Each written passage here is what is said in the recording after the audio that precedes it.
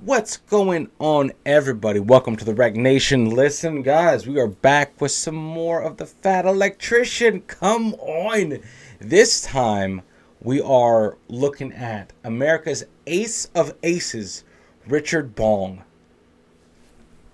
I can't wait, man. It's been far too long since we got to any content on this channel, because of vacations, because of summer, because of this past 2 weeks kind of sort of having the Rona.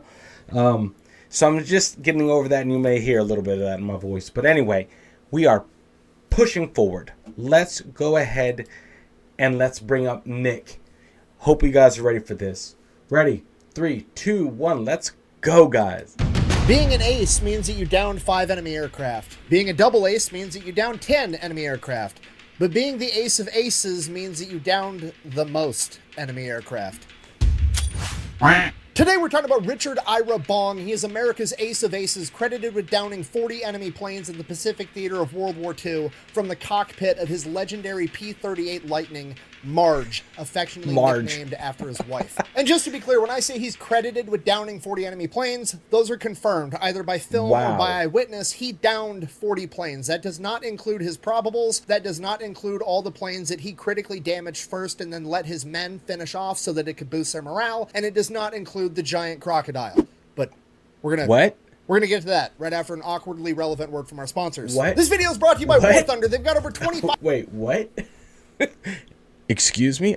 A crocodile. Yes, Nick. Come on. Listen, guys, as always, I leave Nick's ads in because shit, right? That is the goal of any content creators to have these sponsors, and it helps him create these stories and bring them to us. So I will never edit his ads in my videos, period. Anyway, let's get through it.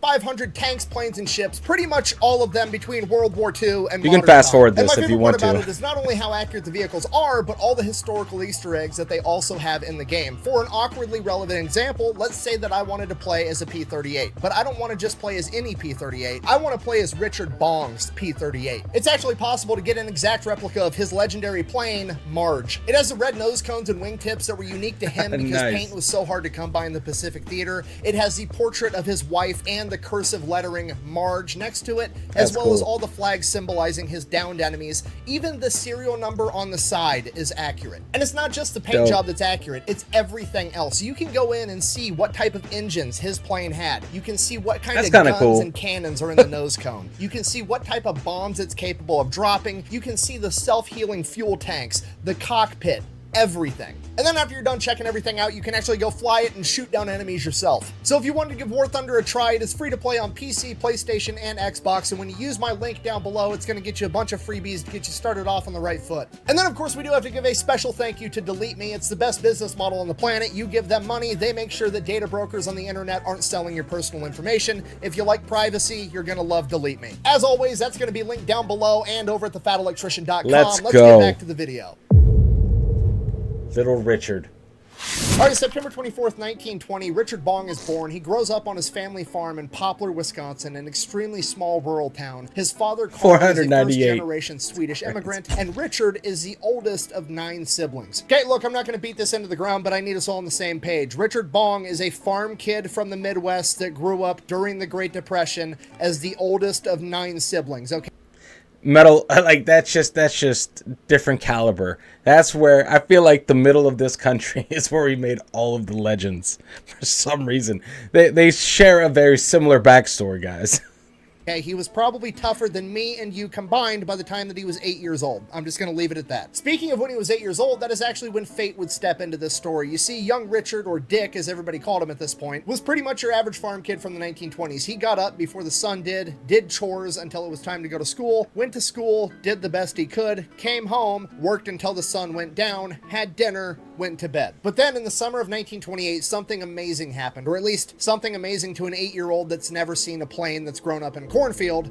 A plane flew by one morning. But it wasn't just any plane, it was a U.S. Army plane, and it flew by so low that Richard could actually see the pilot in the cockpit, and he waved at him, and the pilot actually waved back. Then later that day, when Richard was doing his evening chores out in the field, the plane flew by again, this time going the other way. And the next morning, the same thing happened. And the day after that, and the day after that, and the day after that. It went on for weeks. Richard has no idea at the time, but that plane is actually carrying the mail of President Calvin Coolidge, who had decided to take his summer vacation in the next town over, Superior, Wisconsin. And it just so happens that the Bong family farm is directly in the flight path. This seemingly random act of fate is what sparks Dick Bong's initial interest in aviation. And at the age of 8 years old, he becomes completely obsessed. Every spare second he has That's with awesome. his extremely busy manual labor-filled childhood, he spends researching and studying aviation. He reads every book from every public library that he can convince his parents to take him to. For every birthday and Christmas, he is asking for scale model replicas of different planes. But then one day his dad, a World War I veteran, tells him a story that he remembers from his time in the service. The incredible story of America's ace of aces, Eddie Rickenbacker, the race car driver that turned into a fighter pilot and is credited with downing 26 enemy aircraft, more than any other American during World War I. And with that, it becomes Dick Bong's life ambition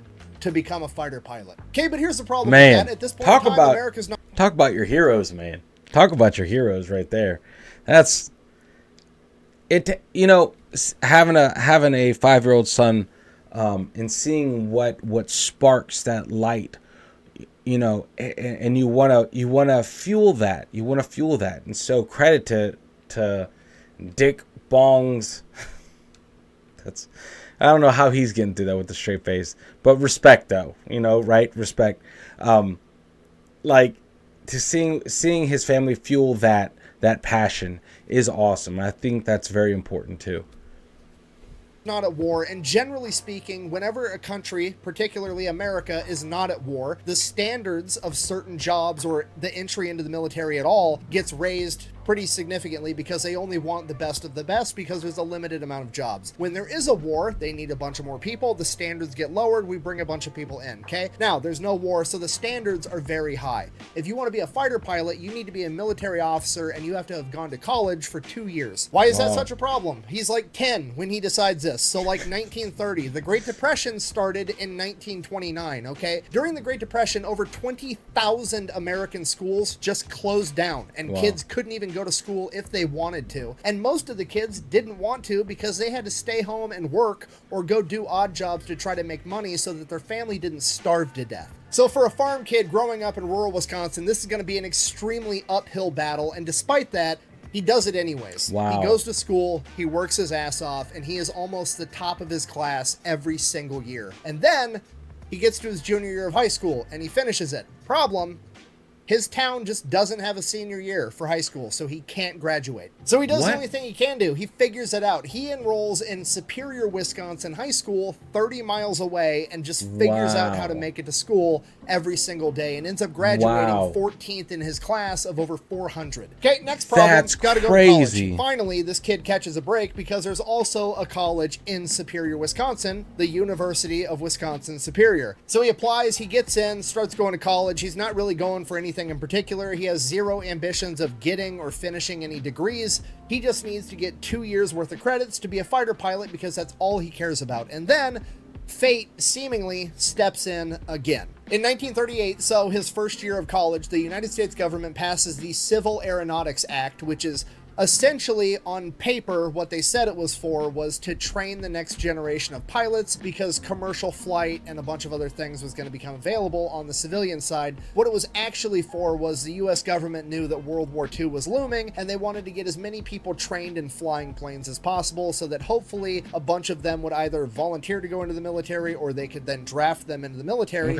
because they knew they were going to need a ton of pilots if war broke out. So the United States government is going to foot the bill for college students to learn how to become pilots, and as it would just so happen, one of the first colleges in the country to get this program was the University of Wisconsin Superior. No way. And Dick Bong was one of the first people to apply and get accepted. That's so now awesome. He's getting college credit to fly planes. It's like a dream come true. He absolutely loves it. He is a complete natural at flying. He is the top of his class when he finishes the course. He then gets enough college credits to get accepted into the military academy in June of 1941, and right as he is about to graduate from the academy, the attack on Pearl Harbor happens. This changes the entire trajectory of Dick's career. You got to realize he's almost done with his training, and now there's going to be this massive wave of new recruits that both volunteered and got drafted coming in behind him. So he's like in this bottleneck, essentially getting shoved through the training as fast as possible. And when he gets out of the training, he's going to be one of the most experienced pilots the military has, and pretty much all of their pilots are going to end up being trainers, including Dick Bong.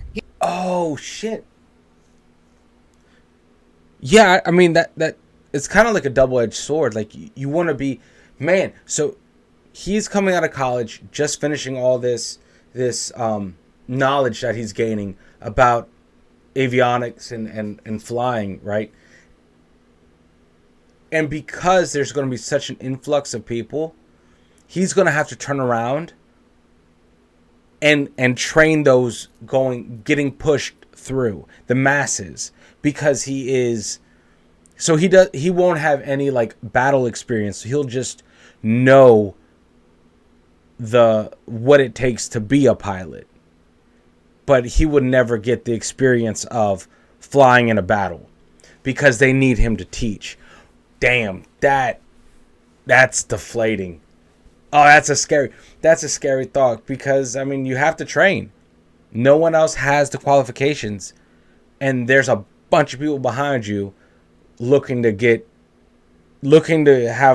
their wings. He ends up getting stuck being a gunnery instructor on the T6 Texan, and honestly, it probably sucks, right? Because he ends up having to instruct all the new guys, and then the new guys get to go off to war and have his dream job. He's been working his ass off since he was 8 years old to meet these incredibly high standards, and then the second he meets those standards, gets his foot in the door, a mob of people comes running past him, and he's basically stuck there holding the door open for everybody else. And the T6 Texan at this point in time that he's training all these guys on is just a trainer plane. Like, they're not sending T6 Texans out onto the battlefield. So he's literally stuck teaching guys how to fly the trainer plane, which means that Dick Bong hasn't really been assigned to what type of pilot he's going to be, and he really doesn't have a say if that day ever even comes. So he's actually training all these guys in gunnery, so how to be a fighter pilot, even though he's not even assigned as a fighter pilot. If his day comes where they do send him to war, they can still make him a bomber pilot. So he's essentially training people to take his dream job from him.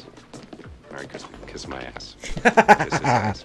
Kiss your ass. Yes. Happy Hanukkah. But then one day, as fate would have it, yet again, on May 1st, 1942, a fighter pilot shows up to his airstrip in a brand new P-38, and he wants some extra training. And Dick's happy to oblige, but the problem is he's flying a T-6 Texan, and this guy's in a P-38. The T-6 Texan is so old and outdated that it's only getting used as a training vehicle, and the P-38 is the hot new thing, okay? It's better than the T-6 in pretty much every conceivable way. Dick Bong is probably about to get smoked. Despite that, Dick Bong dons his plot armor and goes in and actually whoops this P-38 pilot's ass 15 times over. If this was a real dogfight, he would have shot him down multiple times. They land, the P-38 pilot gets out, goes, debriefs with Dick's chain of command, and informs them that's the best natural pilot I've ever come across, ever. He's like, that dude's in a T-6 Texan and I couldn't get him off of me.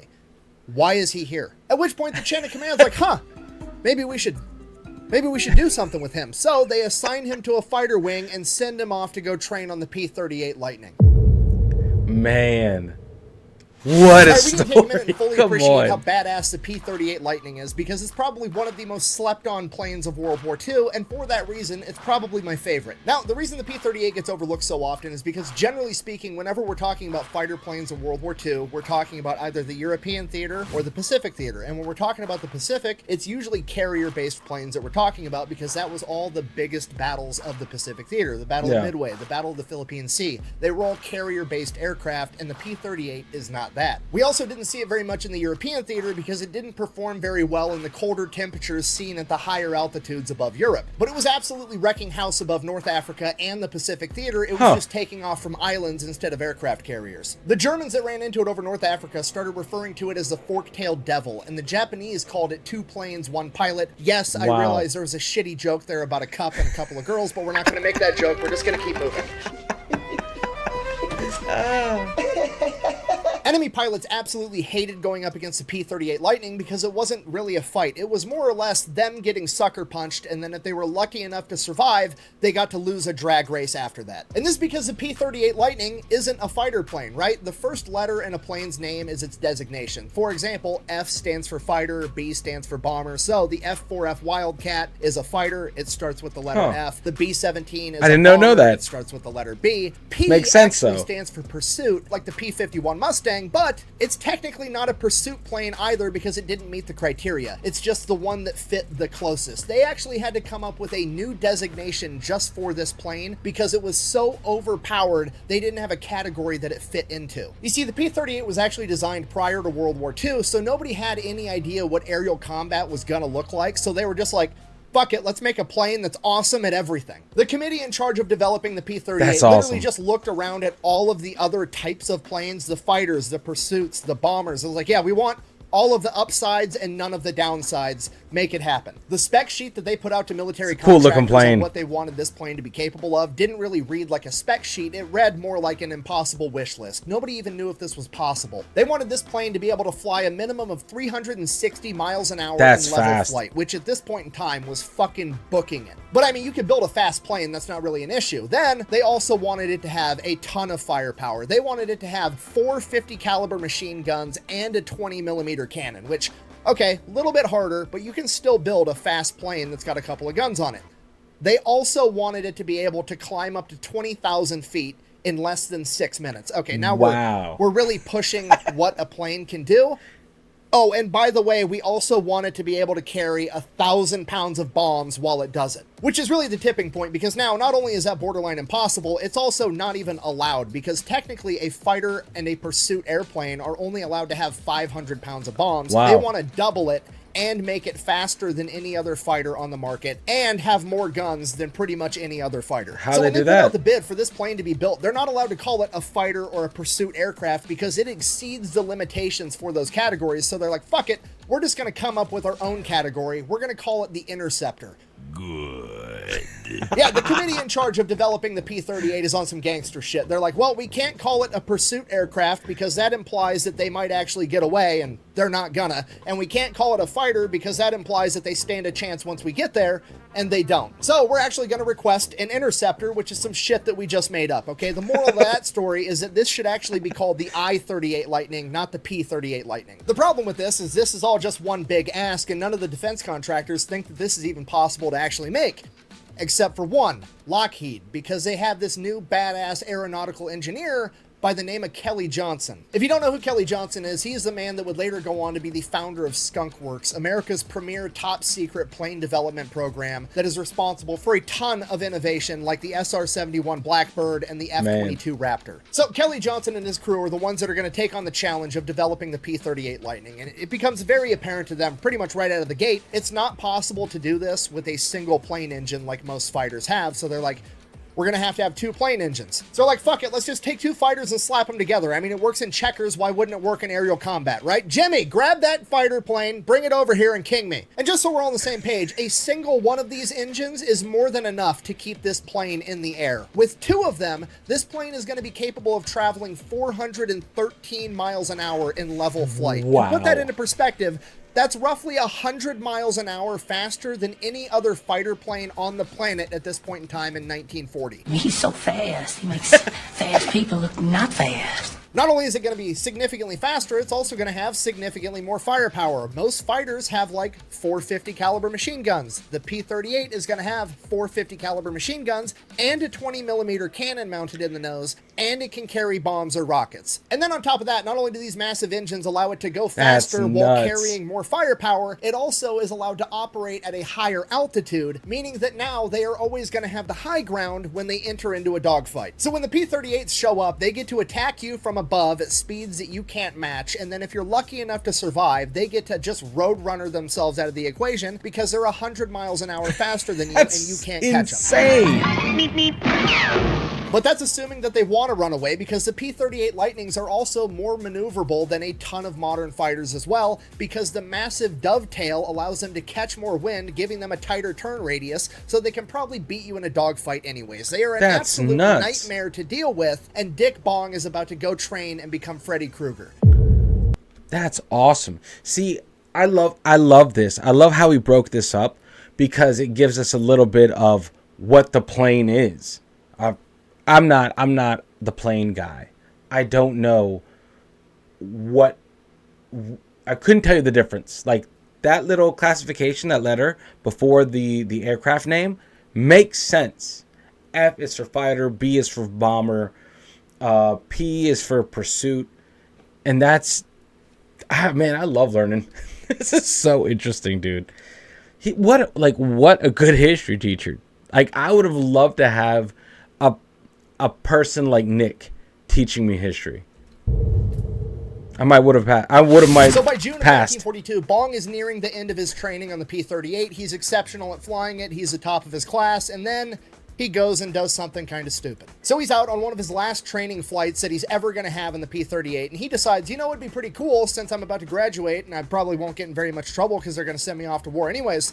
I should take my P-38 and weave it in and out of the Golden Gate Bridge in San Francisco. And then I should fly it right down Market Street, 30 feet above the street, literally in between the buildings of San Francisco. So that's what he does. And his plane is flying so low to the ground that the wind coming off of it is actually ripping clothes off of clotheslines throughout San Francisco. Oh my God. And then he makes his way back to the base and he is in a whole world of trouble, more than he ever thought he would be. And this is the part where most people are like, oh, he's probably going to get in trouble because that seems pretty dangerous. And like, yeah, that's a small part of it, but you have to appreciate the bigger context of what's going on at this point in time, right? It's June 1942. The attack on Pearl Harbor happened 6 months ago, okay? And this kid decided it'd be funny to take his very strange, lesser-known, military-looking plane and fly it through a national monument and then down the middle of a major metro area. In San Francisco, of all places, which is probably one of the most likely targets of the Japanese Empire if they were going to attack America again, similar to how they did at Pearl Harbor. This scared the holy shit out of a lot of people. I mean, rightfully so. This is literally no different than if a commercial pilot decided to fly his commercial airliner really close to a skyscraper in New York City in January of 2002. Okay, like,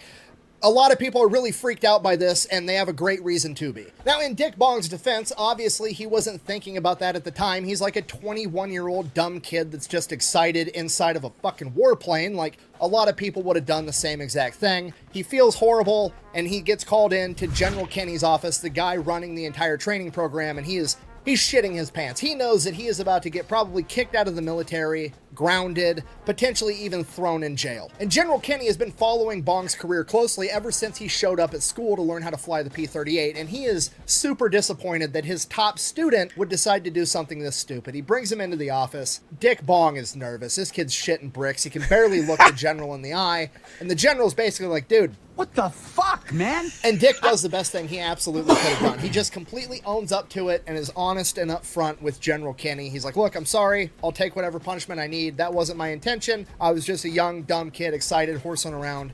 It wasn't the right thing to do. I'm sorry. And at this point, General Kenny realizes on one hand, you can't do this shit, but on the other hand, this is exactly the type of guy you're going to need if you want to win this war. He then tells Dick, and I quote, son, the fact is, if you didn't want to do loops through that bridge or fly down Market Street at second floor level, I wouldn't want you. Now, I'm paraphrasing for this part, but he more or less says, so here's what's gonna happen. I had a woman call the base this morning, furious that one of my planes took out all of her laundry off of her clothesline and blew them all over Market Street. So, you're gonna go, you're gonna find that woman, you're going to do her laundry, and then while it's drying, you're gonna do any chore around the house that she asks you to. You're then gonna fold her laundry, and then you're gonna come back, and this shit never happened, and he tears up all the reports and throws them in the trash. So Bong, realizing he's basically getting a second chance, happily runs off and does that, and like an hour later, General Kenny gets a phone call to inform him that he's no longer going to be running the training for P-38s outside of San Francisco. He's being moved into the Pacific Theater, and he is going to be running the entire air war in the Pacific. Whoa. And he requests that he has one pilot come with him that he wants to remain under his command,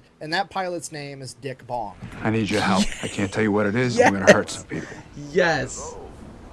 Whose car are we gonna take? So fast forward like a month, Bong is over in the Pacific Theater. He's setting up shop. He's getting his plane squared away. He's getting ready to fight this war. And then there's this advisor for the U.S. government that comes in, some fighter pilot from World War I that's going around from airbase to airbase consulting and basically just seeing what's going on and, you know, making suggestions. This fighter pilot's name was Eddie Rickenbacker, Bong's childhood hero, America's original ace of aces. So Rickenbacker's over there. He's talking to Bong and some other young pilots and General Kenny. He's telling them stories, and they get on the topic of how he actually broke the record and got 26 downed enemy aircrafts. And Eddie Rickenbacker tells him, well, for one, we were flying over land, so whenever I shot somebody down, there was never any doubt, right? So, like, I could see the wreckage on the ground later that day. I could go back and check, and we could verify things, whereas you guys are fighting over the ocean. If you shoot a plane down, it sinks.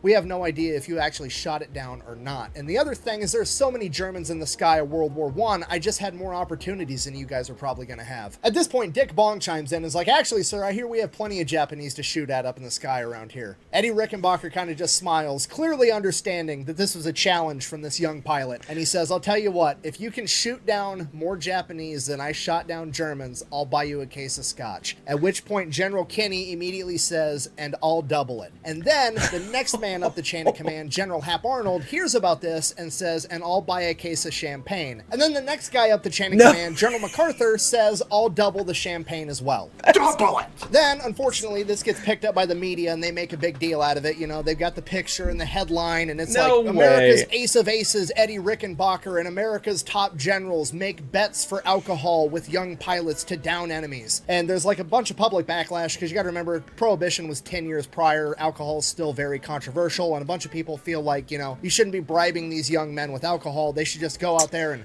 fight, never have fun, and come back home. It sucks that Karens were there too, man. God, what? Come on. Come on. That is the one of the dopest stories. Like, the amount of confidence you got to have to come at it like an ace, right? A World War I ace. I'm like, all right, man, I see you. And it's like, I'll buy a case of scotch. And then, like, the higher ups the higher ups are paying attention to the lower guy. And that is, I mean, that's honestly, for me, if I were in that position, that's terrifying, because in the military, you want to do just enough to get through. You never want to be noticed. So, but yeah, that's cool, man. Have the way higher ups know your name. That's crazy. Because of that, the chain of command kind of backpedals. They put out a statement being like, okay, fine, whatever. We changed the bet to Coca-Cola instead. And then they ended up giving Dick Bong and a bunch of other young pilots a ton of Coca-Cola, and it ends up being his favorite drink. I must have drank me about 15 Dr. Peppers. Now, Bong isn't ready to be the man yet, right? He's never actually been in combat, so he needs to be tutored. He needs to go out there with an actual experienced pilot that's going to help guide him through the chaos of battle. And he gets assigned to be the wingman to one of America's top aces at this point in time, a guy by the name of Thomas Lynch. In December of 1942, Bong is out on a mission in a squadron of 12 P-38s led by Sam Lynch, and they end up running in to 40 Japanese planes, and they actually engage. They actually end up shooting down 12 Japanese planes, 2 of which were knocked out by Bong himself, earning him his first 2 downed enemy aircraft and a Silver Star. From here on out, it's just consistent. 1 enemy here, 2 enemies there. By the next month, January 1943, Dick Bong becomes an ace pilot after downing 5 enemy aircraft. And right around this point in time, Bong actually ends up leaving the mentorship of Thomas Lynch, because Thomas Lynch actually ends up getting sent back over stateside because he needs to go on leave, because he is being such a successful combat pilot that he has the most downed enemies out of anybody in the entire United States military at this point in time, with 15. So Thomas Lynch is essentially getting sent home to protect him because he's America's top ace. The last thing they want to do is have him get shot down in combat. And right now in the media, everybody knows his name and like the other 9 of the top 10 aces, and everybody's trying to speculate who and if and when somebody is actually going to break Eddie Rickenbacker's record and become the new ace of aces. So a lot of the top guys at this point in time are all getting sent back stateside to do like war bonds drives, recruiting, improve morale, raise money, things like that. And this is going to actually end up giving Dick Bong a chance to catch up. After a while, crocodile. So with Lynch stepping aside for the time being, Bong is now running the squadron, and on one of his very first missions, things just get weird. One of his wingmen has one of his engines go down, and he doesn't think that he's going to be able to limp it all the way back to the base, and he really doesn't want to try to land it at the base because P-38s at this point in time are very hard to come by. If you lose your plane, you might not get another one. So the last thing he wants to do is try to land it on the airstrip and accidentally end up taking out even more planes, because that's going to hurt the war effort even more. So they make the decision the best thing they can possibly do is for Jaeger, this young pilot, to bail out, and then they'll just have to recover him. He'll live, the plane's gone, it's going to be what it's going to be. That sucks. So they're trying to limp this plane back and find a good spot for Jaeger to bail out. Bong calls back to base and gets a smaller recon plane known as a Piper Cub up in the air, and they're going to help keep track of Jaeger once he does bail out so that they don't lose track of him, so that they can recover him quickly. Now the ground rescue crew is also on the way. The Piper Cub finally shows up, gets eyes on Jaeger. At this point, Bong is about to run out of fuel, so he's like, okay, Piper Cub, you're going to keep eyes on him. Bong goes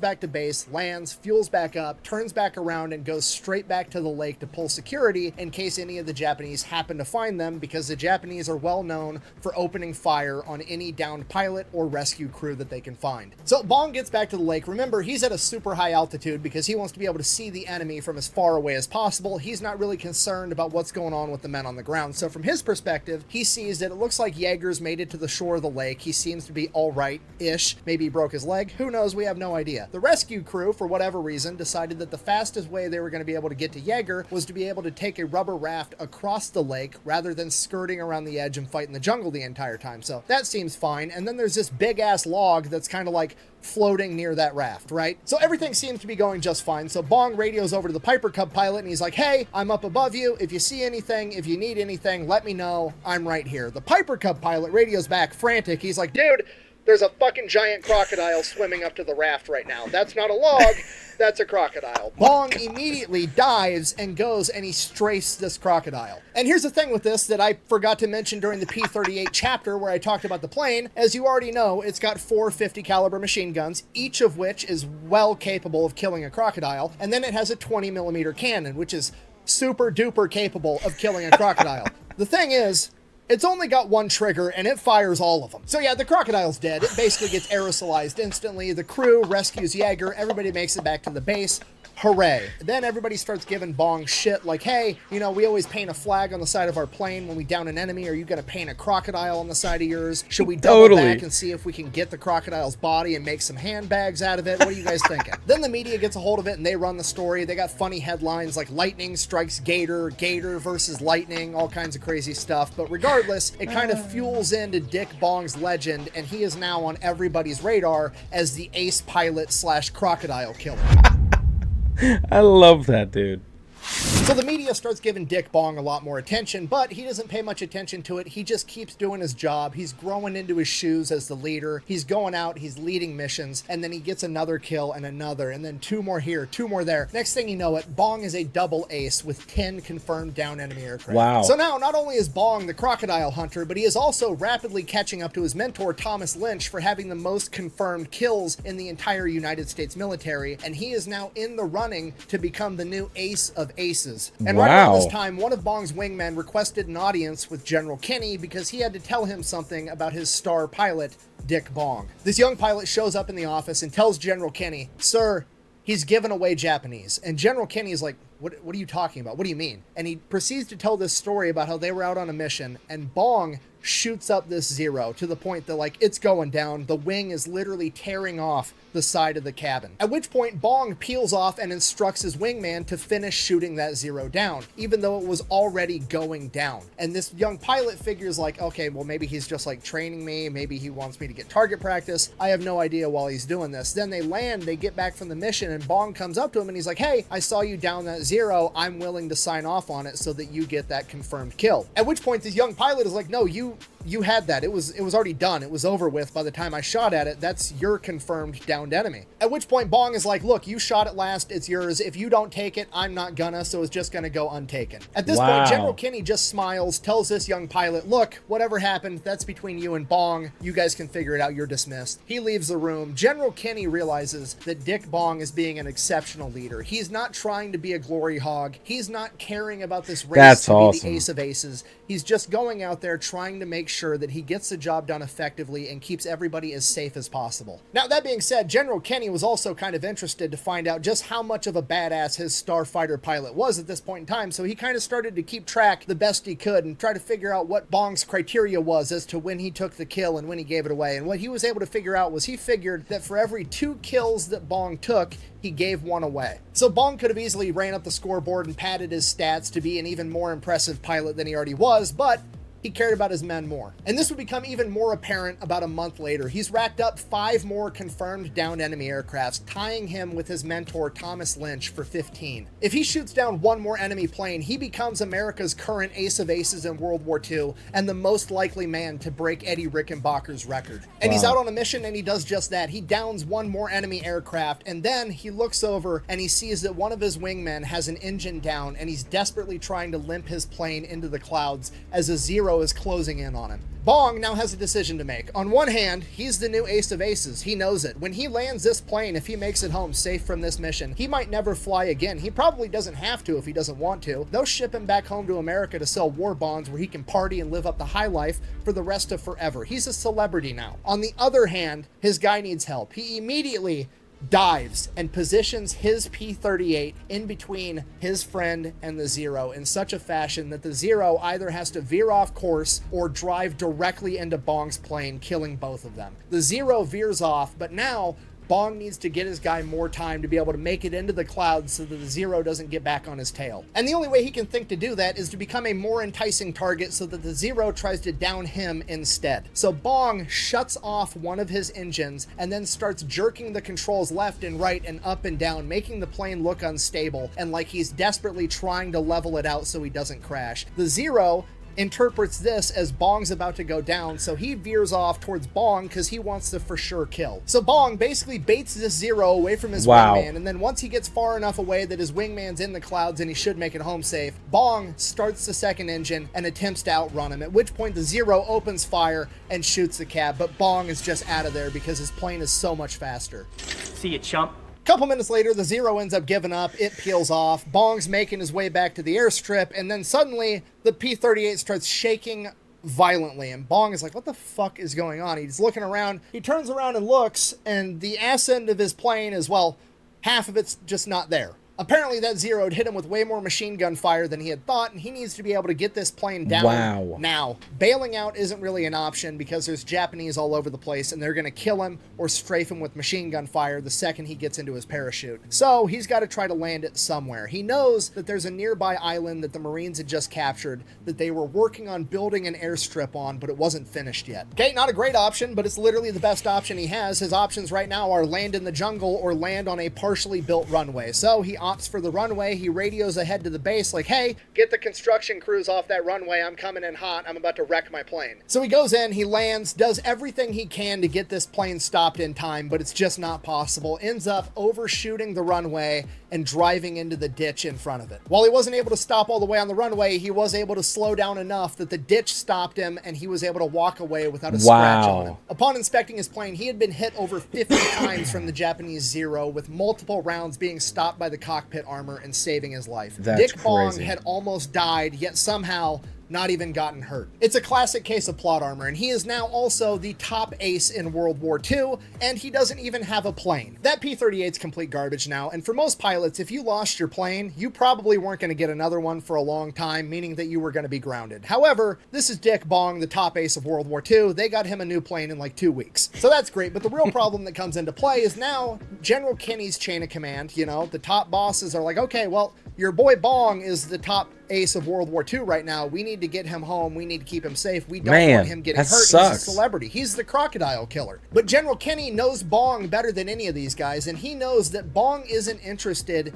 in being the ace of aces. He's not going out there taking every kill he can. He's not trying to get stats. He's going out there and doing his job to the best of his ability and trying to save as many of his men as he possibly can. And for that reason, General Kenny wants him to be the #1 guy. But he also realizes that maybe that's not fair to Bong either, and maybe Bong does want to go back home, and that should be his reward if that's what he wants. So he kind of very tactfully puts the ball in Bong's court and gives him the choice of what he wants to do without actually doing that. And the way he goes about doing that is he tells Bong, hey, when you get 20 confirmed kills, I'm sending you home for 2 months for vacation. And he knows that this means that Bong is going to pick and choose when he hits that 20 kill mark, because he knows that Bong isn't a glory hound. He'll shoot down 20 enemy planes and give all the kills to his men if he wants to, and that's his choice to make now. So naturally, Bong does what any Midwestern farm kid would do, and he perfectly times him hitting 20 confirmed down enemies so that he makes it home to Wisconsin just in time for deer season. I don't just knock them out, I pick the round. Yeah, man.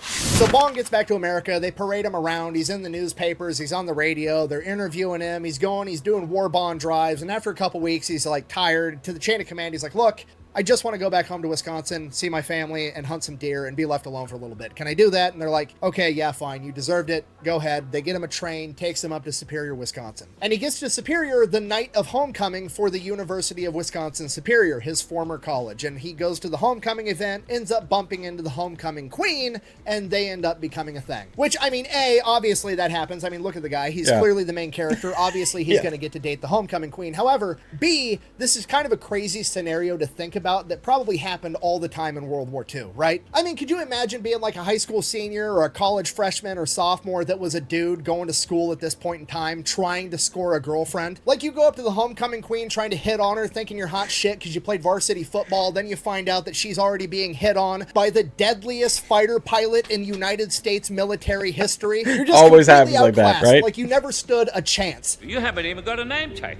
You've got no chance. Why don't you just fall down? Go on, son. So Bong ends up scoring a date with the homecoming queen. He takes her out to dinner at this diner, and while they're out at dinner, little kids are coming up to their table asking Dick Bong for his autograph in front of the girl that he's trying to impress. So obviously she gets swept off her feet. They fall in love. They end up dating the entire rest of the time that he's in America on leave. And during the rest of the time, Dick is also going out hunting white-tailed deer with his brothers and his dad, and he's also doing a bunch of local news interviews, and he's super modest about the entire thing. He keeps getting asked, you know, how do you manage to shoot down so many enemies compared to everybody else? Why is it you? What are you doing that's different? And every single time he gives an answer that's along the lines of, I don't know. I'm just lucky. I'm just out there flying and shooting, and the Japanese pilots just keep getting in my way. The rest of his leave passes by in the blink of an eye. Marge wants to marry this guy, and he wants to marry her too, but he doesn't want to marry her and then go off to war and pass away and then leave her a widow after dating for 6 weeks. So Richard basically tells Marge, the love of his life, like, hey, I love you, I want to marry you too, but I can't do that and leave you a widow. So if you wait for me, and I make it back, we'll absolutely get married. And with that, she promises to wait for him. He goes back off to war, but the one request he has before he goes is that she gives him a picture of her that he can have. And she's thinking like, oh, he wants to like stick it on his cockpit or have it in his helmet or in his hat or whatever. So she gets him some pictures, and he goes back off to war. Yeah, man.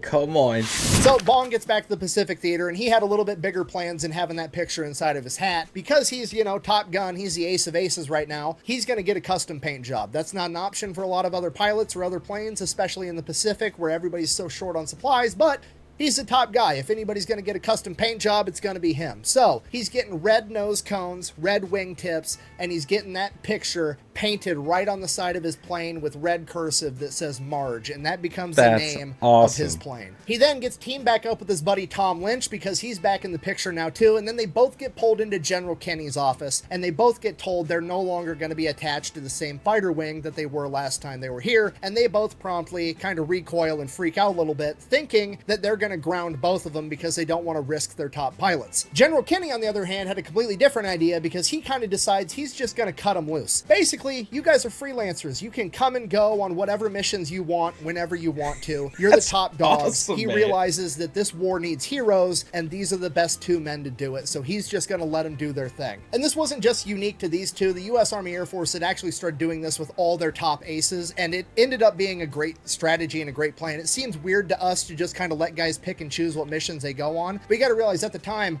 all these top aces were very well publicized. Everybody knew who these guys were. They were basically celebrities. I mean, not just celebrities. That's crazy. That's crazy to think about. Like, you just pick and choose.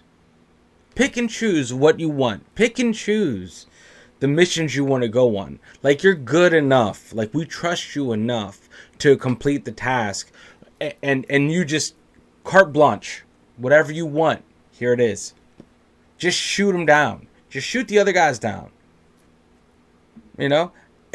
That's such a huge honor. And I don't think anyone understands how, like, that's massive. Man, could you imagine just being that good at your job where your boss is like, you know, put a shift in here, put a shift in there. If you got to travel for work, go for it. You know? It's like the equivalent of working from home. You know, just like, as long as you're doing your job, I'm not going to ask you any questions.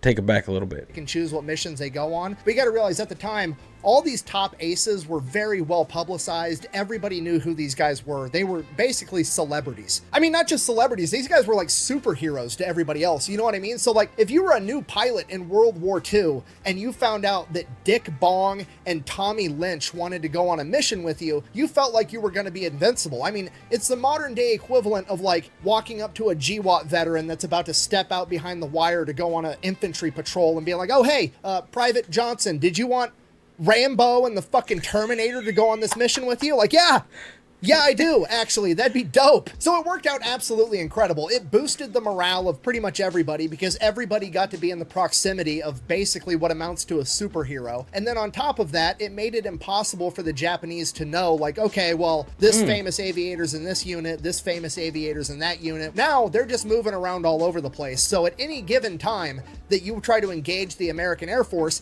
they might have a main character sitting there waiting to fuck up your entire day. Brilliant. So Dick Bong and Tommy Lynch both get teamed up as wingmen. Tommy Lynch has 18 confirmed kills. Dick Bong has 20, and they go on an absolute tear, going on crazy missions, shooting down everything they come in contact with. They end up earning the nickname the Flying Circus. So this goes on for about a month. They go on a ton of missions together, and then in February of 1944, the Americans intercept a transmission saying that a plane is taking off right now from Rabaul, and it is full of a bunch of Japanese generals and high-ranking military people, and it's making its way over to Wewak, which is right on the edge of their area of operation.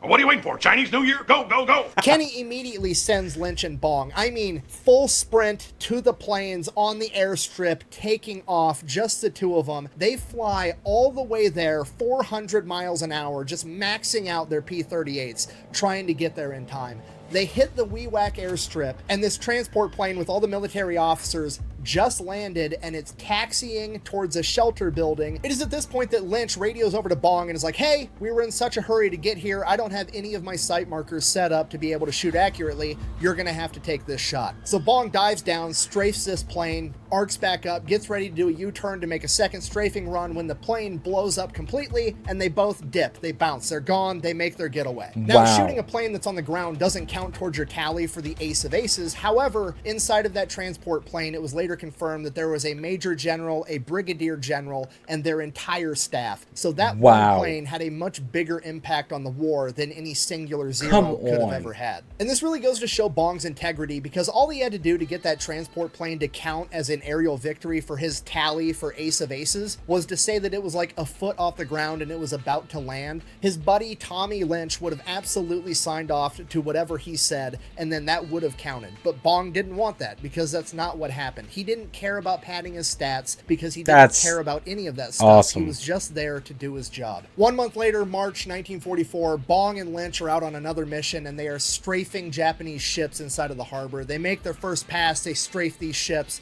they go up, they go to make a second pass where they're strafing, and one of the ships is able to hit Lynch's plane. And the plane goes down, and it was too low to the ground for him to be able to bail out with a parachute, and his body was never recovered.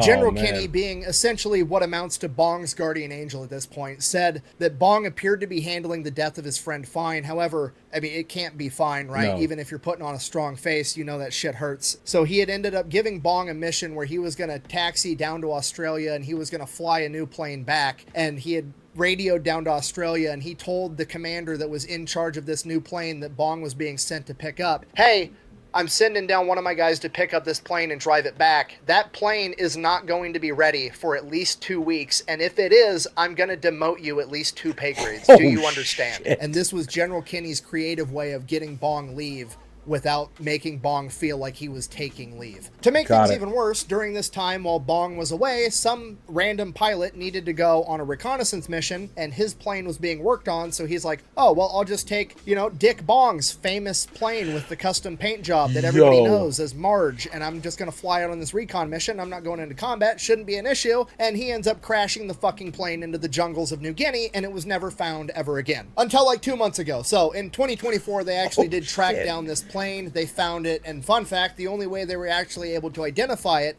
was because of the red paint that was extremely unique to Bong's custom paint job. So he gets back to base, he finds out that some pilot wrecked his plane, doesn't really care that much, he's just happy that the pilot survived and he was okay. Otherwise, he didn't really care. He ends up writing home to Marge and is like, hey, look, I got like 24 confirmed downed enemy aircraft. I got 2 more to go to tie the record. 1 more breaks the record. If I break this record, they're going to give me leave, send me home on a war bond tour, and then I can finally come home, see you, see my family. That's what I really want. That's his new goal. He needs to down 3 enemies because he wants to go home. Next couple of days, he goes out on a mission. Dick Bong wants to down 3 enemies. He's going to down 3 enemies, and that's exactly what he does. He downs 1, downs another, downs the 3rd right above the water, like 10 feet above the water. Oh, man. He absolutely smoked this last 0. Goes back, lands. He's like, cool, I just broke the record. And they're like, well, actually, there was no film in that random P-38 that you jumped in because, your plane was gone and nobody loaded that spare P-38 up with gun film. And there's only 2 witnesses for 2 of the planes and nobody saw the 3rd one. So now you're just tied for the record, actually. Oh, to which my Bong is God. like, I mean... Fine, whatever. Goes up the very next day, shoots down 1 enemy. Now he's at 27. He's broken the record. Are you not entertained? Crazy. So how many planes So now has he's he got 28. He shot is the ace of down? aces. He has had more aerial victories than any other U.S. aviator in U.S. military history. The news breaks out. They're having celebrations, the whole 9 yards. Eddie Rickenbacker, his childhood hero, calls him on the phone. They record the conversation. It's like scripted, so it's kind of awkward, but they record the conversation they have. Eddie Rickenbacker sends in that case of scotch that he promised. General Kenny gives him that case of champagne that he promised. Now remember, this isn't too far after Prohibition. Giving troops alcohol was controversial when they said they were going to do it. It's probably going to be controversial when they actually do it. So General Kenny's boss, General Hap Arnold, actually sends him a bunch of Coca-Cola instead. And then General MacArthur gets reminded of the fact that he promised to send Bong, or whoever breaks Rickenbacker's record, an entire case of champagne. So naturally, MacArthur, being a man of his word, sends that case of champagne. No, I'm just kidding. MacArthur, remaining entirely on brand, proceeds to smoke his corncob pipe while shying away from conflict and having other people handle it for him. He has his staff issue a public statement, more or less wagging the finger at General Kenny and Eddie Rickenbacker, saying that he doesn't think it's appropriate to incentivize young troops with alcohol. Lying son of a bitch. I'm sorry, I'm not a very big MacArthur fan and it's showing. I apologize. Anyways, the media goes absolutely crazy and they all show up. They want to take pictures of Dick Bong, America's ace of aces, with his legendary P-38 Marge. And they get there and they're like, oh yeah, that plane crashed. We don't have it anymore. It's not that big of a deal. He only shot down like 4 planes in it anyways. He's just been flying normal P-38s like everybody else the rest of the time. But the Army PR department's like, no, we'll make another one that's an exact replica. So they go, awesome. They get another P-38. They paint it up the exact same way. And then he goes and takes a bunch of pictures with it, despite the fact he's never even flown the thing. Not long after this, Bong gets word, hey, you're grounded. You're going to go back to America for a little bit. You're the new ace of aces. We can't be sending you up on missions and having you getting killed. You're way too important. So he kind of sort of got exactly what he wanted. But Bong has one request for Major Kenny. Once he gets back to the States, but before he goes back home to Wisconsin, he wanted to attend gunnery school. To which General Kenny and everybody else in the chain of command was like, what the fuck are you talking about? You're the best fighter ace in American history. Why do you want to go back to school for more training? Then, in what is probably the greatest demonstration of humility and leadership that I've ever seen, Bong goes on to explain to General Kenny that he doesn't feel like he's very good at gunnery. He doesn't feel like he's a good shot. And he tells the general, I don't shoot that great. I just get so close to the enemy I can't miss. At a range, I'm not that good, and I feel like when I was taught gunnery 3 years prior, it was when we hadn't fully developed it, and I feel like they've made a lot of advancements, and I need to go learn that so that when I come back, I can teach all my men that missed out on that training as well. So they agree. They grant his wish. Dick Bong, Wow. America's ace of aces, the man that has shot down more enemy aircrafts than anyone else That's on the planet, is going crazy. back to school to learn how to shoot. And then Dick Bong turns around, storms back in General Kenny's office. He's like, oh, and one more thing, okay, one more favor. I want you to look for that other plane that I shot down that film didn't capture and apparently nobody witnessed. I shot it down right above the waterline, pulls out General Kenny's map, puts a circle on it. He's like, it's right there. I shot off its left wing and I shot the cockpit. It's there, I guarantee it. If you get a chance and that section gets cleared, send divers down there. I shot down that plane. To which General Kenny's kind of like, I don't understand why you care so much about this particular plane when you give away half your aerial victories to your guys anyways, but I mean, whatever, sure, if I get a chance to verify that plane's down there, I will happily do so and make sure that you get awarded that aerial victory. Bong never did write down why he cared so much about this particular aerial victory, but I think it was because it was really the first time in his career that his integrity had ever been questioned. He had given away so many other aerial victories, and he was very, very honest and straightforward with his record and what he had accomplished. And the one time that he had claimed to have done something that couldn't be substantiated, not having people believe him, I think kind of rubbed him the wrong way, which understandably, it would rub me the wrong way too. Regardless, America's ace of aces heads back to America, goes to gunnery school, and while he's there, that sector of the Pacific does get cleared of the enemy, and General Kenny has the opportunity to send divers down, and being true to his word, he does just that. They pull this plane out of the ocean, and fucking sure enough, it was hit 11 times, almost cutting off the left wing and hitting the cockpit, shooting the pilot in the chest and the head, downing the plane. For sure, Dick Bong gets credit for an aerial victory when he's on the other side of the planet. Back in America, he now That's has awesome. 28 aerial victories. That's awesome. Meanwhile, Bong is still at gunnery school, honing his skills, getting better and better. And then finally, he gets done with that, and he's like, okay, perfect. Now, I'm finally going to go back home to Wisconsin, and I'm finally going to propose to my girlfriend, Marge. But then the big green weenie strikes again, and the chain of command steps in and is like, actually, counteroffer, instead of you going home, what if we paraded you around the entire country to sell more war bonds and made you talk to the news every second of every day? And this is a rhetorical question. You have to do it. To which Bong is like, I mean, okay, it's not great. I would way rather go home, but I guess at the end of the day, I'm just talking about flying and doing my job, which I love. So as long as I get to, you know, talk about something I love and tell everybody the truth, I guess I could do that. And that's when the government's like, well, actually, we're going to assign a bunch of PR people that are going to tell you exactly what to say instead. No. So he goes out, he gets paraded around the country. He hates it pretty much the entire time, and he gets progressively more and more agitated with the situation because he's going from place to place telling the right answers and not actually how he feels about the situation. It eventually kind of comes to a boiling point when a reporter asks Bong straight up, like, why are you here? Why would they take their best pilot out of the game? And Bong just deadpans, looks the reporter straight in the face and is like, so I don't die. Which is not the politically correct answer that he was supposed to respond to that question with, but it is 100% the truth. Then there's this awkward silence, and the reporter asks another question, and Bong he's finally had enough. Bong just goes, you know what?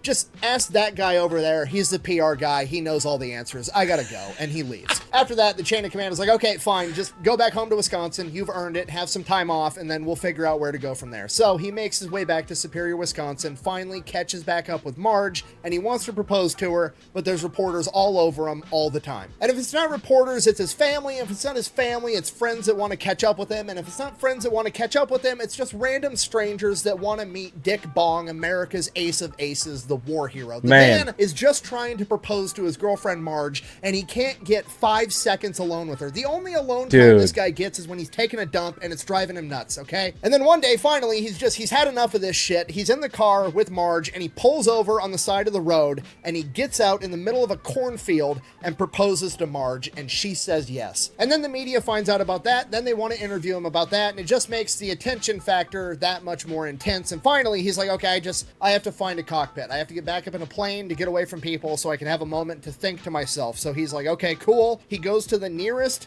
U.S. Army airfield in Wisconsin and walks onto base and is like, yo, Dick Bong, ace of aces, I want to fly a P-38, hook it up. Now, I couldn't find out the exact unit or airfield, but presumably it was like a National Guard or reserve unit, so they're like starstruck. They're like looking at the picture like wait a minute. You're Dick Bong. And he's like, yeah, I know. Okay, just can I fly a plane or not? And they're like, I mean, yeah, I guess. So they let him take a P-38, and then he goes and he's like buzzing his parents' house, and he's buzzing over Marge's house. He buzzes the high school that his brother's in. He's just like doing aerial stunts over Poplar and Superior, Wisconsin, and like nobody's batting an eye. It's just like, oh, that's just our local superhero doing stunts in a P-38 so overhead. cool. Then he starts getting a bunch of news coverage for that, which is fine because he doesn't have to talk to anybody or interview about it. He just gets to go up and fly a plane and do cool shit, which is what he loves. So that goes on for a couple of weeks, and then finally his leave is coming to an end. He says goodbye to Marge. They don't get married yet, but they plan on getting married as soon as the war gets over, and then he has to set back off. He's got one more big press conference before he heads back over the Pacific. So he goes into this press conference. He's being good. He's answering the questions the way he's supposed to, you know, and one of the journalists is finally like, you know, Mr. Bong, have you been paying much attention to the news? And he's like, I mean, not really. It seems like you guys are paying attention to me. I don't have much time to pay attention to you guys. They're like, oh, so have you heard about your 28th aerial victory? And he's like, what? And he goes, yeah, General Kenny actually dug up that plane out of the bottom of the ocean floor and proved that you downed 28 enemy aircrafts. To which Bong is like, I fucking knew it! Oh! Hell yeah. fast forward a couple weeks, Bong is back over in the Pacific. It's very frustrating, like how Nick just said it, and I'm gonna piggyback off that. It's because like no one trusts you. You know, they put all this trust in you to instill military values in you, and you need them to believe you just once. And that's just how it works, man. And that's the most degrading thing out there, I would say. Man, it pops your bubble, you know, because it wouldn't have hurt him. It wouldn't have hurt them to give him his kill, because they know how many kills like he's gotten he gave away. So that's ridiculous. I fucking knew it. Great. Oh!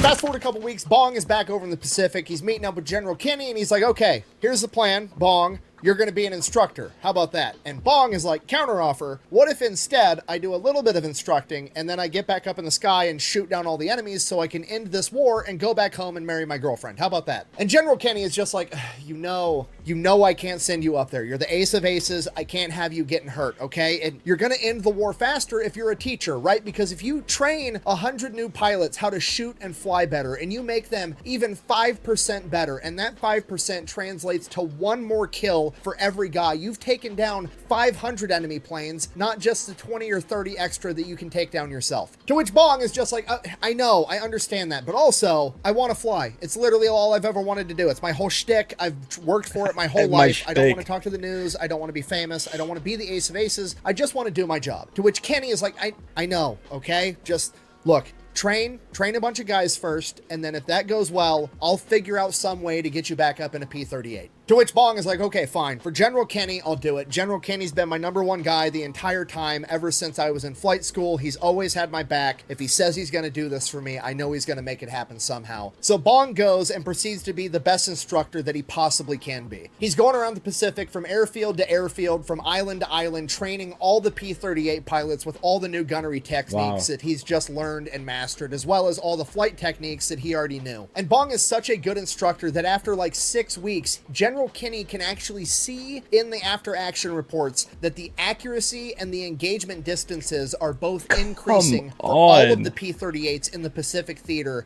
that have gone through Bong's training. After realizing this, General Kenny knows he's got to keep his word to Bong, so he calls Bong into his office and he's like, okay, look, I'm going to let you go up in a P-38 on a mission. We have a major bombing run. Like 100 bombers are going to go bomb an oil refinery on the island of Borneo, and we're going to have a bunch of P-38s flying overhead as escort to fight off Japanese fighters if they show up, okay? You can go up with the P-38s. You're not allowed to engage offensively. You can only shoot to defend yourself, and that is it. You are supposed to lay back and observe. So they take off on this mission. It is 35 P-38 Lightnings escorting 100 American bombers to this oil refinery, and on their way there, like 100 Japanese fighters show up. So the P-38s are outnumbered like 3-1, but here's the thing. This is Dick Bong and 34 other P-38 Lightning pilots that have been trained by Dick Bong, going toe-to-toe with 100 Japanese pilots in like mid to late 1944. If you don't know, the Japanese military at this point in time, not doing too hot, especially when it comes to planes and pilots. Yep. They had the strategy of, instead of taking out their best pilots and having them go and train the next generation, they just kept them in the field the entire time. And by this point in the war, most, if not all of them, have all died in combat, and all of these new pilots are both A, new guys, and B, they have subpar training because the Empire of Japan no longer has the resources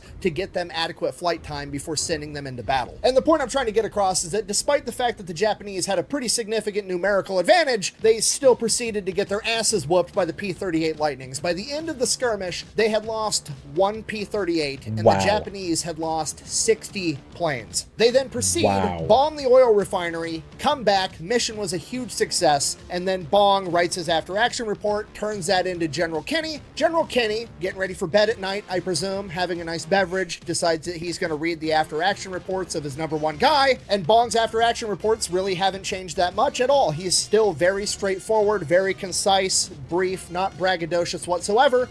Dick Bong recorded 2 kills during the battle. All right, so now General Kenny, I presume, a little bit on edge, maybe pouring himself another drink, and he's like, okay, I'll read the next line of the text, and he's going to explain to me in detail why this was a very defensive kill, and he had to do this. Next line of text. Both of them were shot within less than 1,000 feet of me. And you know, when you're in a plane traveling 380 miles an hour, 1,000 feet away might as well be touching one another. Doesn't sound very defensive to General Kenny. So next morning, General Kenny calls Bong into his office and is basically like, dude, we had a deal. You were just supposed to be observing, okay? You were only supposed to defend yourself. To which Bong is like, I was. They were both defensive kills. Well, I mean, at least one of them was. And General Kenny's like, okay, whatever. I'm listening. Let's hear this excuse. Okay, well, the first plane I actually did attack, but I only attacked because I was observing like I was supposed to be doing. I was just watching. And because I was the only one observing the battle, I was the only one that noticed the Japanese recon plane that was running away from the battle to go get backup. And I knew that I had to go shoot him down so he didn't bring a bunch of backup. So I went, I dived on him, and I shot him down. And General Kenny's like, okay, fine. Explain the other one. Well, after I dived on the recon plane, I got back up in formation, and there was a Japanese Zero that made a pass at one of my wingmen, and then he made a pass at the other wingman, and then he made a pass at me, and I wasn't putting up with that shit, so I got behind him, and I shot him down. At which point, General Kenny is like, how close? How close did you have to get to the enemy plane to shoot him down? I sent you that fancy gunnery school so you could learn how to shoot people from far away. How close did you get to the guy? Obviously, I'm paraphrasing throughout this conversation, but Bong more or less says, I'm pretty sure my guns were touching the canopy of his cockpit when I opened fire. To which General Kenny at this point is like, dude, come on. You know what? Actually, it's fine. It's fine. We destroyed that oil refinery. The war is coming to an end. There's really not many more missions to even send you out on, so I hope you enjoyed your last hurrah. That was probably the end of it. The war's basically over. Everything's fine. Congratulations. You got 30 confirmed aerial victories. Nice round number. You destroyed Eddie Rickenbacker's record. Just good job. Fast forward like a month, October 1944, things are about to heat up again because MacArthur is about to fulfill his promise and return to the Philippines, and he's going to want to make a grand entrance. So he goes ahead and he tells Kenny, hey, report to this airstrip. I want all of your top P-38 aces there. I'm going to meet every one of them and shake their hand, and then we're going to go retake the Philippines. So General McKinney and General MacArthur are at this staging airstrip. All of the top P-38 aces from the entire Pacific Theater are showing up, landing their planes, parking them, getting out, and they are going to shake hands with both the generals. So this is going on, and then General Kenny looks over and he sees Dick Bong getting out of a plane, and he's just like, Bong, Mayor. Bong comes walking up with a big shit-eating grin on his face, greets the generals, at which point General Kenny is like, what? What are you doing here? And Dick Bong is like, what? General, the standing order that I was told was that all P-38 Lightning aces are to report to this airstrip at this time, so here I am.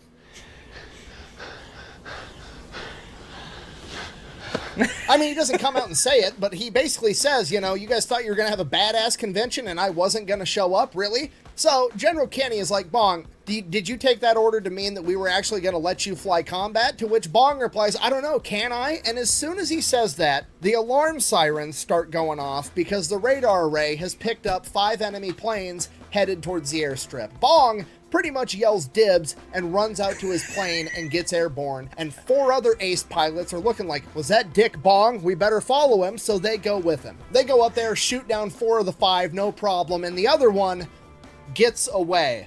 How many men does it take to deliver a message? One.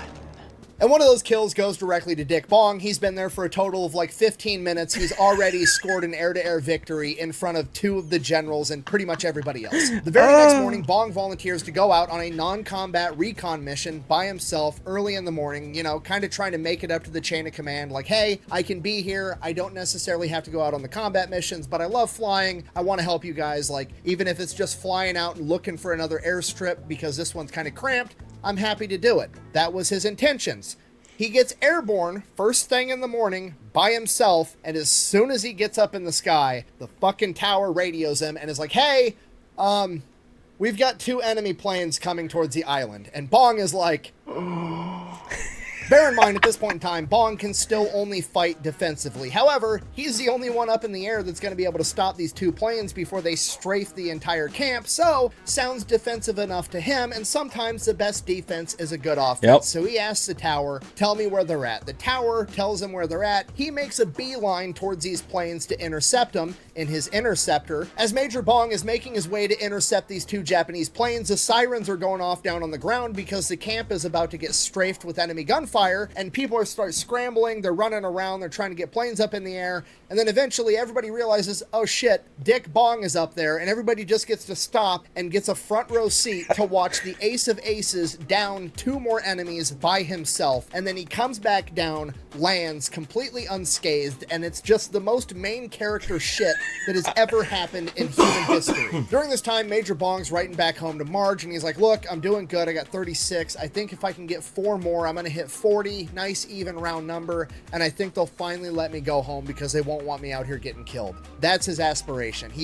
He loves flying. He also just wants to go back home and be with his fiance. And then one day the air raid sirens go off, and when that happens, whatever pilots are available jump in whatever planes have fuel and ammo in them, and they take off and they handle the issue. And it just so happens on this particular day that some random military pilot by the name of Captain Davis goes and jumps in Major Bong's plane to go up and handle the issue. And as soon as he gets airborne, for whatever reason on this particular day, Major Bong's P-38's plane has an engine blow up, causing him to lose control of the plane and crash it back into the island, killing Captain Davis pretty much instantly. The initial reports were saying that Major Bong was killed in combat. However, everything would get figured out and settled within a couple of hours, and everybody would realize that America's ace of aces has somehow yet again, by seemingly a random act of fate, avoided death. After this, General Kenny realizes he has to get Bong out of here and back home. The kid has earned it, and the best way he's going to be able to get him out of here is to get him the Medal of Honor. So he goes to the chain of command, and he's like, hey, I want to get Dick Bong the Medal of Honor. To which they're like,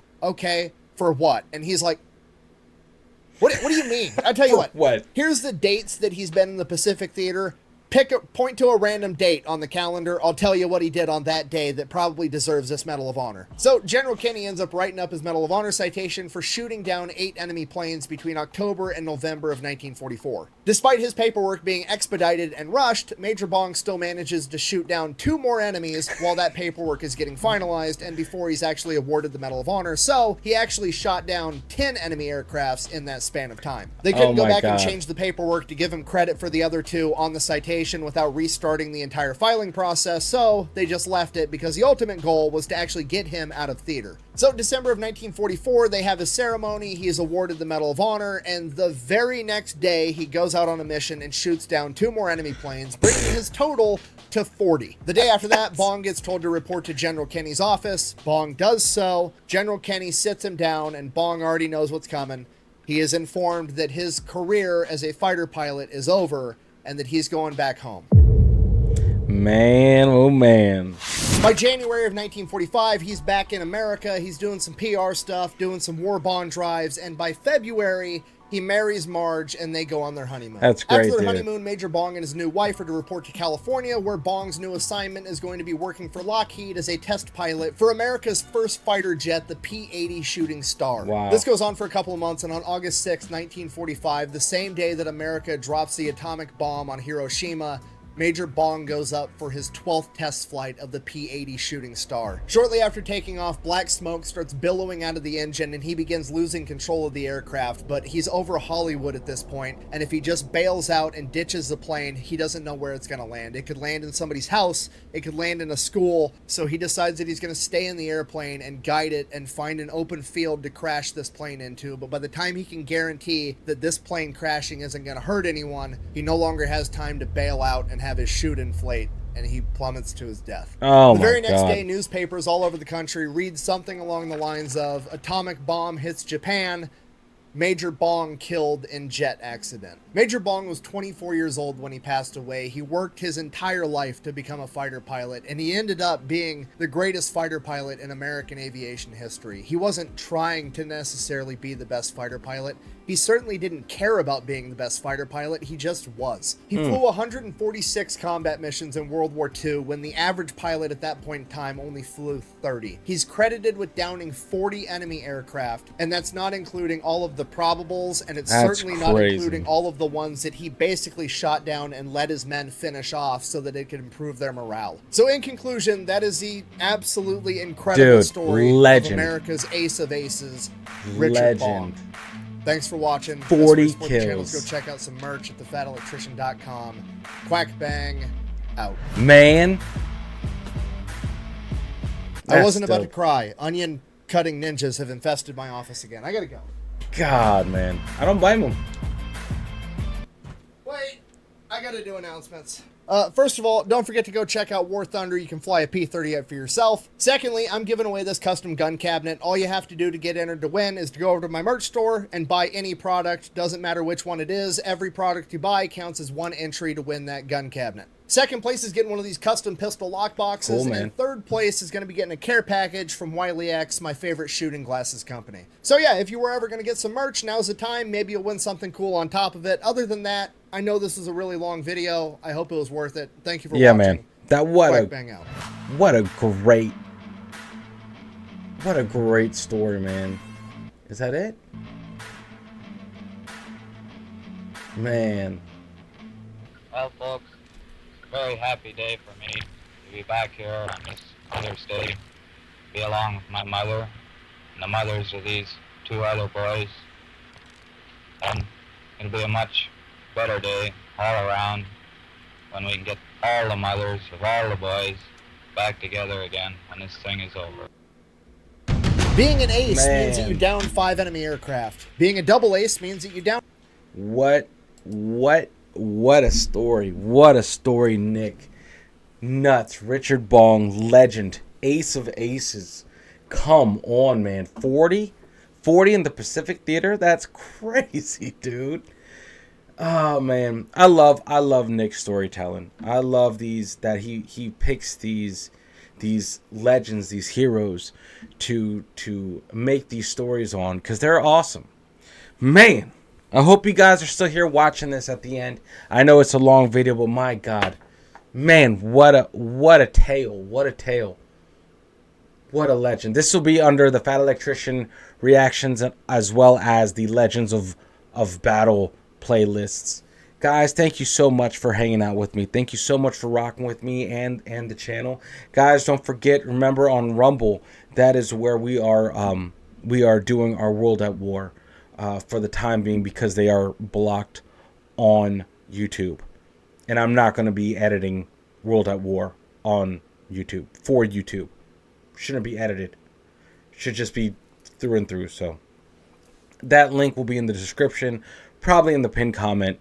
Anyway, listen, you guys are all legends. Thank you for rocking with me. Make sure you unplug and do something legendary. And I will see you all in the next video. Later, guys.